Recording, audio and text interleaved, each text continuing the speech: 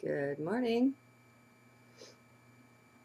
We had a stormy night, so I was willing to sleep elsewhere than in that darn mechanical bed of mine, which has been stuck for weeks. Half up and half down, a most uncomfortable way to sleep. So I slept on the couch. So here I am. Good morning. It's the living room. I'm trying to do the right thing with the lighting and all, so it won't be so distracting getting dark and light. I have a tendency to mess up electronics anyway, but I might as well get the situation as good as I can. Thank you, Christian. All right, here's a journal from August 27th. I'm not going so far back here. It was the first of that day, and the Mayan day was to read. And it's called Pulling Out of the Matrix, Dumping the Labels. Sounds like getting out of the mind. I am so charged, so pumped today. I wonder what's up. It's funny, too, as everything is relative. So what I call charged these days wouldn't be recognized as that by someone in good body health. Still, it feels great to me, and that's what counts. I just feel so joy-filled, so almost oozing that somehow. Not sure what it's connected to, if anything. There doesn't have to be a linear reason for things we're so used to looking for. That's what I found anyway. Some of the most fantastic aspects or areas of my life are those where I don't know a thing or precious little of what it's all about.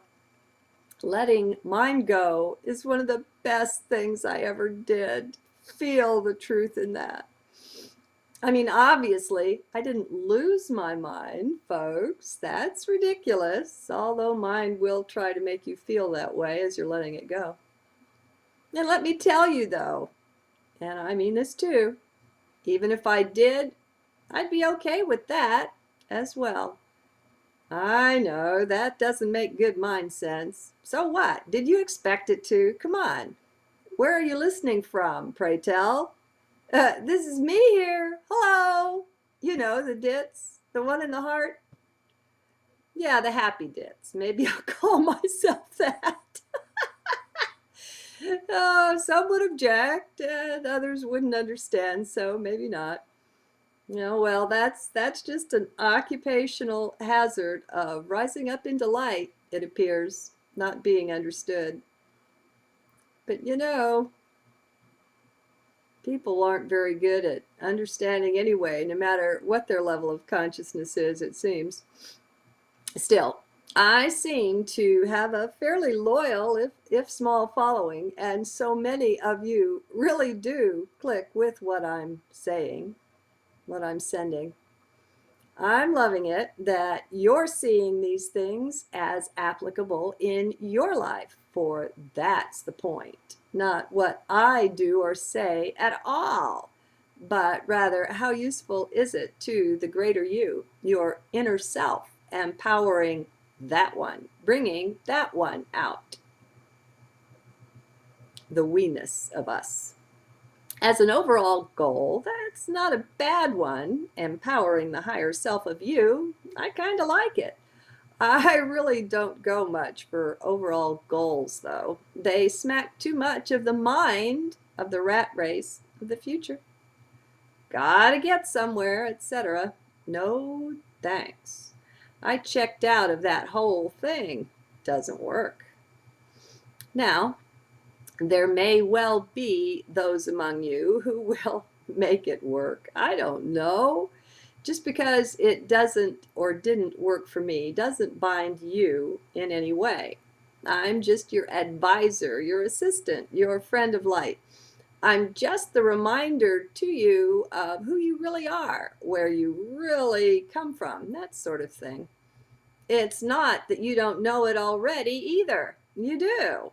It's not in the mental arena where this knowing is found, though.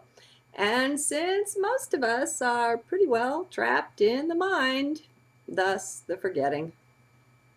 Oh, but the waking up part is so very grand.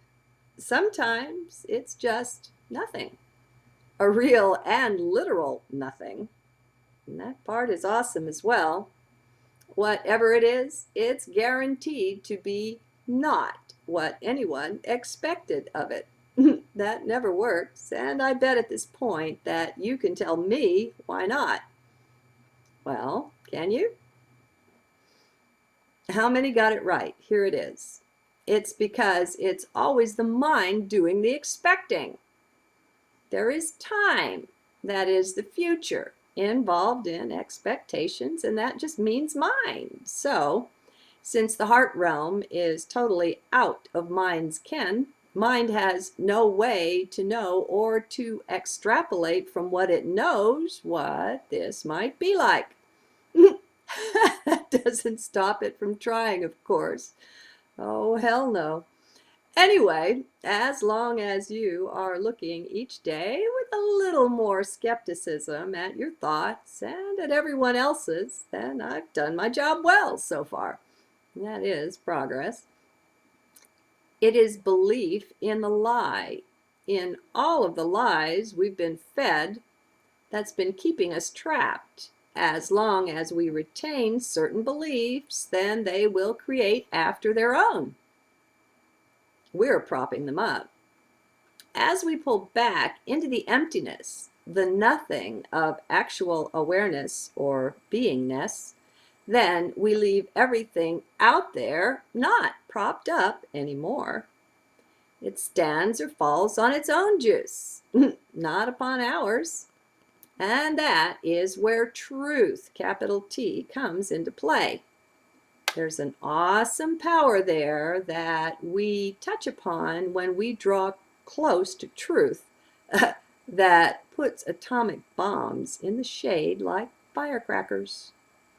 Oh yes, truth needs no defense. This is so very other, this new kingdom we're entering here. It can be looked at from many perspectives. Some call it the New Age, and some view it other ways. It can be seen as the end of time, time as we know it today. Time is already different, but how many people are really seeing that? And how many are just waiting around for 2012?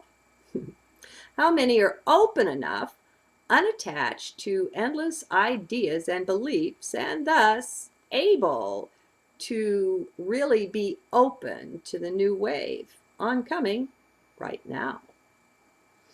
I know any number of you who read and listen here are the ones who can hear, can see, or can at least begin to do so now and then. Some have their training wheels on, but so what? I'd put these any day up against those who are the experts in the old way of doing, of understanding things and life. We are literally birthing a whole new age, my friends. What a trip. I love the way the young ones, and sometimes the very young ones among us, are coming into their own. So many of these are still mired in the old ways we've been taught, but they're breaking out. Even with no external support, they're riding the wave of their heart. They are the new way, the new race, the new light that's coming forth, the new leaders. Listen to them. Listen to the children, to the young adults.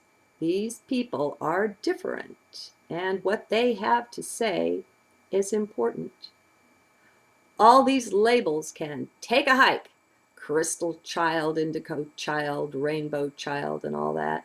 That's fine to a point, but we've got to get past it. We've got to go where it's pointing, not where it's been, which is what that is.